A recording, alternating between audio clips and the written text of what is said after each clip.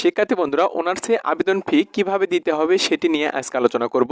তোমরা এই বিষয়ে অনেকে কিন্তু জানো না। সো আজকে আবেদন ফি 700 টাকা কিভাবে দিবা এবং দিতে হবে সেক্ষেত্রে আশা করি আজকে ক্লিয়ার হয়ে যাবে। তো তোমরা আবেদন করতেছো ঠিক আছে, কিন্তু 700 টাকা আবেদন ফি কিভাবে পরিশোধ করতে হবে সেটা সহ আরও কিছু অজানা প্রশ্ন নিয়ে থাকছে আজকের ভিডিও। তো চলো শুরু করা যাক।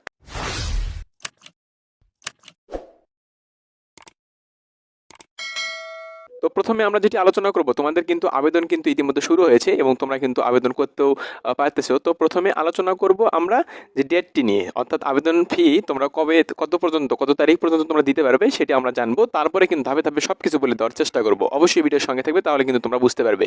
তো দেখো, খ নম্বরে দেখো লেখা আছে তোমাদের আবেদনের বিষয়টা নিয়ে, 700 টাকা আবেদন ফি নিয়ে। তো এই বিষয়ে আমরা ক্লিয়ার হবো যে কত তারিখ পর্যন্ত আমরা এই আবেদন ফিটা দিতে পারবো। তারপরে আমরা বলে দেবো যে কিভাবে তোমাদের এই 700 টাকা আবেদন ফিটি পরিশোধ করতে হবে। তো সেক্ষেত্রে অবশ্যই ভিডিওর সঙ্গে থাকবে, তাহলে আশা করি তোমরা আজকে ক্লিয়ার হয়ে যাবে তোমাদের এই বিষয়টি।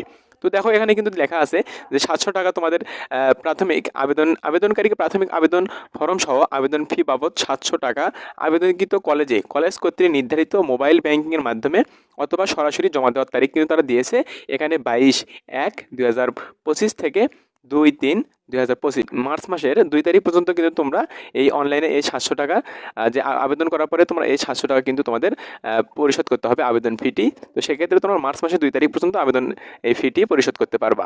আশা করি তোমাদের বুঝতে পেরেছো তোমরা। তো সেক্ষেত্রে তোমরা দেখো, এখানে তোমাদের যে আবেদন ফি পরিশোধ করতে হবে চলবে কিন্তু মার্চ মাসের 2 তারিখ পর্যন্ত। আশা করি তোমাদের এটুকু কিন্তু ক্লিয়ার। তো এবার আমরা চলে আসবো মূল কথায়, যে তোমরা আবেদন ফিটা কিভাবে দিবা, এটাই হচ্ছে মূল আমাদের বিষয়টি। তো সেক্ষেত্রে তোমাদের আবেদন ফি দিতে হবে তোমাদের কলেজ কর্তৃক যে নির্ধারিত ব্যাংকিং রয়েছে, এই ব্যাংকিংয়ের মাধ্যমে কিন্তু তোমাদের সরাসরি অথবা ব্যাংকিংয়ের মাধ্যমে, মোবাইল ব্যাংকিংয়ের মাধ্যমে তোমরা কিন্তু এটা দিতে পারবে। তো সেক্ষেত্রে অনেকের মনে প্রশ্ন জাগতে পারে যে আমি এই 700 টাকা কীভাবে দিব, কখন দিব। তো তুমি যখন আবেদন করবা, তুমি যেখান থেকে আবেদন করো না কেন, যে কোনো কম্পিউটার দোকান থেকে তুমি আবেদন করতে পারো এবং নিজে ঘরে বসেও কিন্তু তুমি আবেদন করতে পারবা। তো আবেদন করার পরে তোমাকে কী করতে হবে, এটা হচ্ছে বিষয়। তো আবেদন করার সময় তোমাকে শুধুমাত্র কম্পিউটারের যে আবেদন ফিটি এটি তোমার দিতে হবে। কম্পিউটারে যে তারা কাজ করবে এবং তুমি যদি নিজে করো তাহলে তোমার কোনো এখানে কিন্তু টাকা দিতে হবে না। সো তুমি যদি কাউকে দিয়ে করে নাও কম্পিউটারে, তো কম্পিউটারের যে খরচটি রয়েছে এটা তোমাদেরকে দিতে হবে। তারপরে তোমাকে 700 টাকা আবেদন ফি পরিশোধ করতে হবে।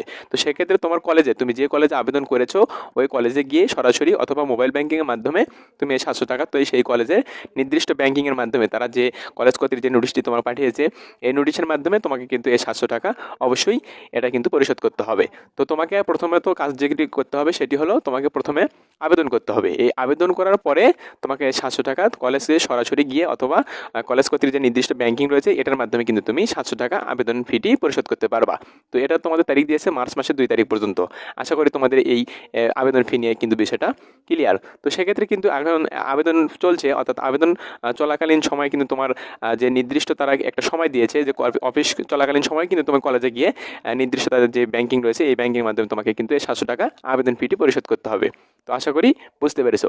তো এই বিষয়টি কিন্তু ক্লিয়ার। তো আমরা আরও একটু দেখে নিব যে তোমাদের নির্দেশিকা যেটি রয়েছে, ভর্তির যে নির্দেশিকা রয়েছে সেখানে আবেদন ফি বিষয়ে কি বলেছে সেটা আমরা একটু দেখে নিব। তো চলো দেখে নেই। তো দেখো, আমরা এখন দেখে নিব যে ভর্তি নির্দেশিকা তারা কি লিখেছে এই আবেদন ফি সম্পর্কে, প্রদান সম্পর্কে। তো দেখো, এখানে কিন্তু লেখা আছে সংশ্লিষ্ট কলেজে প্রাথমিক আবেদন ফি প্রদান। তো এখানে দেখো লেখা আছে যে আবেদনকারীকে প্রিন্ট করা প্রাথমিক আবেদন ফর্মে নির্ধারিত স্থানে কিন্তু তারিখ সহ স্বাক্ষর করতে হবে এবং অ্যাপ্লাই করার পরে এটা কিন্তু তোমাকে স্বাক্ষর করতে হবে এবং আবেদনকারী কর্তৃক স্বাক্ষরিত এই আবেদন ফর্ম ও প্রাথমিক আবেদন ফি বাবদ কিন্তু 700 টাকা নির্দিষ্ট কলেজে সংশ্লিষ্ট কলেজে গিয়ে কিন্তু সরাসরি অথবা মোবাইল ব্যাংকের মাধ্যমে তোমাদের কিন্তু যথাসময়ে জমা দিতে হবে, অর্থাৎ অফিস চলাকালীন সময়ে তুমি কিন্তু এটা জমা দিতে পারবে। তো সেক্ষেত্রে দেখো লেখা আছে কলেজ যে সকল আবেদনকারী প্রাথমিক আবেদন ফর্ম অনলাইনে নিশ্চয়ন করবে সেই সকল আবেদনকারীকে SMS এর মাধ্যমে তা জানিয়ে দেওয়া হবে। অর্থাৎ তোমাকে এখানে নিশ্চয়ন যাদের করবে, যাদের আবেদন ফর্মটি যাদের নিশ্চয়ন করবে অনলাইনের মাধ্যমে তাদের ক্ষেত্রে কিন্তু মোবাইলে একটা SMS পাঠানো হবে এবং এই SMS পাঠানোর পরে তারা কি লিখে দিয়েছে দেখো,